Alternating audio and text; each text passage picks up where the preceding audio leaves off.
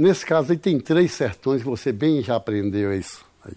Aprendeu já isso aí, você já percebeu isso.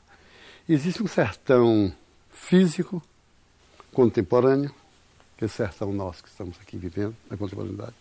Existe um sertão físico que está no passado, já completamente deformado, no dialeto, estiorado culturalmente, face à invasão da polis, a urbe. Os valores urbanos começaram a chegar no sertão e corromper, a expressão é essa mesmo, corromper, deteriorar essa cultura primitiva que o sertanejo tinha, né, que está se acabando.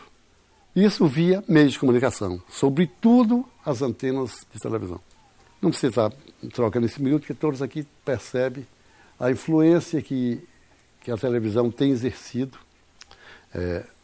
nas pessoas de todo mundo, nos povos de todo mundo. Só para você ter uma ideia, Portugal, que é um estado europeu, culto adiantado, há uns 20 e poucos anos atrás eu vi um queixume, a UMA, em Portugal, dizendo o seguinte, que tratava o seguinte, que antes das novelas brasileiras entrarem em Portugal, os lares tinham mais amores e viviam mais em paz.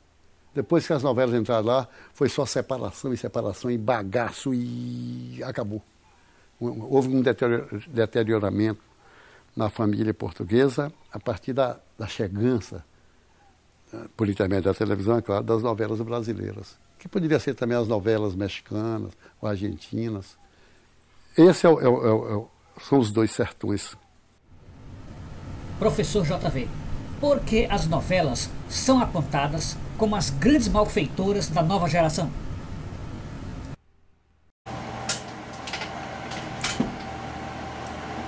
É isso mesmo, o amigo.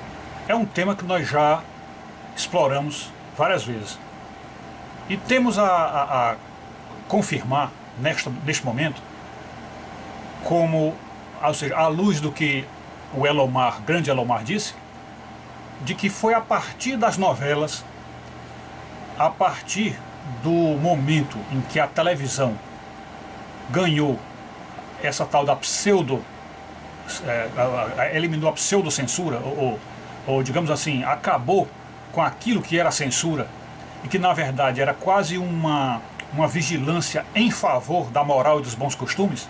Então, a partir do momento que isso ocorreu, as novelas passaram a ditar a consciência do povo. E qual foi o ângulo para onde ela se encaminhou? Ela se encaminhou para o ângulo de conquistar a audiência a qualquer custo. Ou seja, não é que os diretores e as emissoras de televisão, de modo geral, queiram, assim, friamente e radicalmente depravar o mundo. Não. Eles, na verdade, querem a audiência. Querem que o povo, a quantidade maior de pessoas, assistam seus programas para estarem num alto nível de ibope. Isso é o que eles querem. Enfim, por causa disso, não apenas por perceberem nas pessoas ao seu redor, como na população em geral, de um país semi-analfabeto como o Brasil, de que realmente o povo gosta de violência e imoralidade. Isso é, a sexualidade restrita ou sexo livre, o que se pode pensar de todo tipo de depravação, e a violência. É isso que o povo realmente aprecia.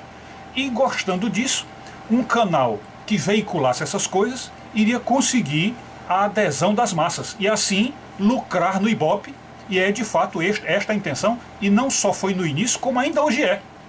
Este é o lema e a política básica das televisões.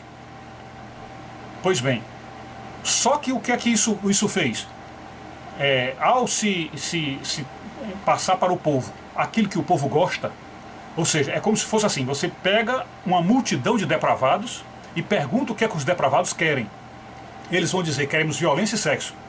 Então, a televisão, sabendo, para ter todo o povo com eles, já que a sociedade inteira está em declínio, em decadência, abandonou religião, abandonou os princípios morais, abandonou tudo, então, como é que eu posso conquistar este povo?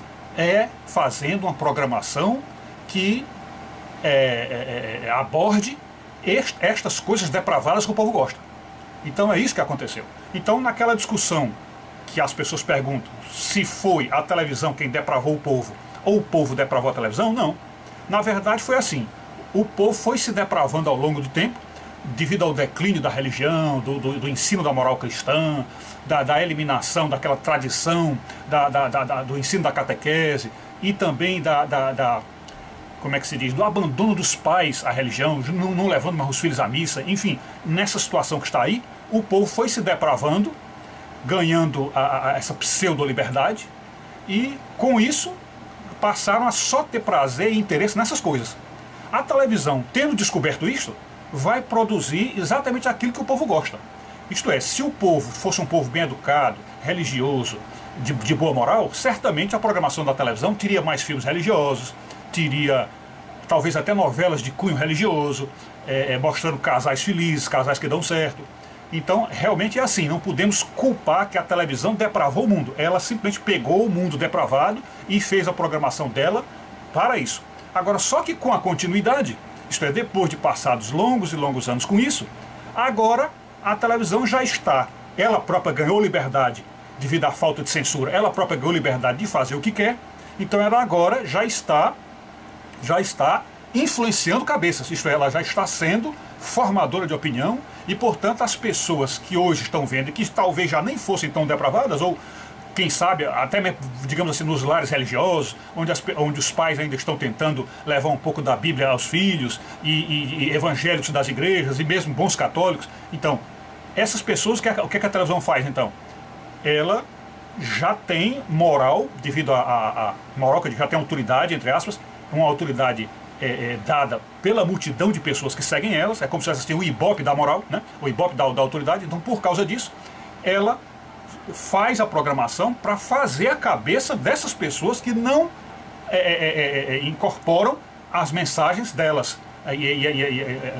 Faz com que as pessoas que não aderiram a essa depravação fiquem engolindo isso à força dentro de casa, com novelas depravadas, com programação imoral, para tentar fazer com que a humanidade inteira fique assim, porque evidentemente todo mundo ficando assim, ela terá mais ibope e ganhará mais dinheiro.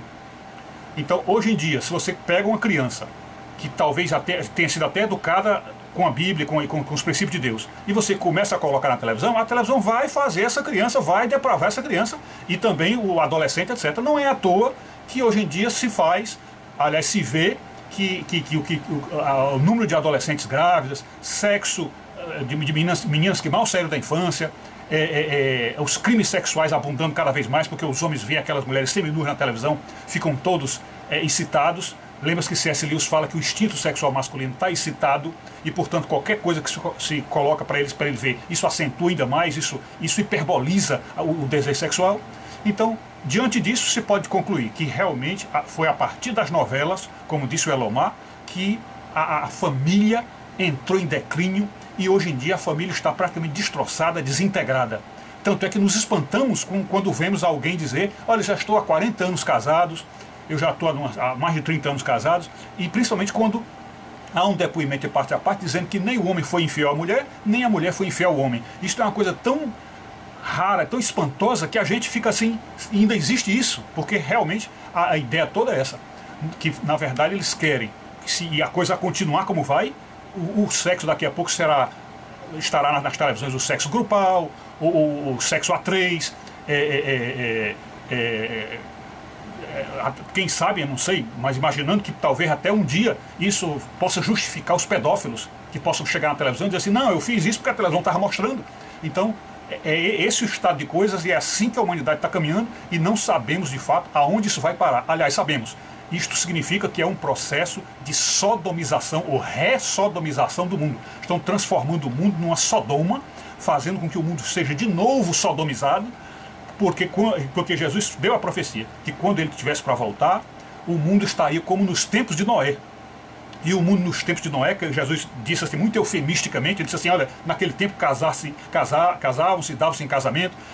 Jesus não foi dizer assim: olha, naquele tempo havia sexo grupal, não disse isso. Eles naquele tempo casavam-se e davam-se em casamento. Então nós estamos chegando nesse ponto em que a depravação vai campear o mundo todinho e, portanto, é assim que nós esperamos a volta de Cristo. Que, de fato, a humanidade tenha se depravado e o sexo e a imoralidade entram em todos os lares, desbragadamente, sem qualquer controle, sem regra e sem as pessoas pensarem jamais em responsabilidade social, responsabilidade moral. Jamais.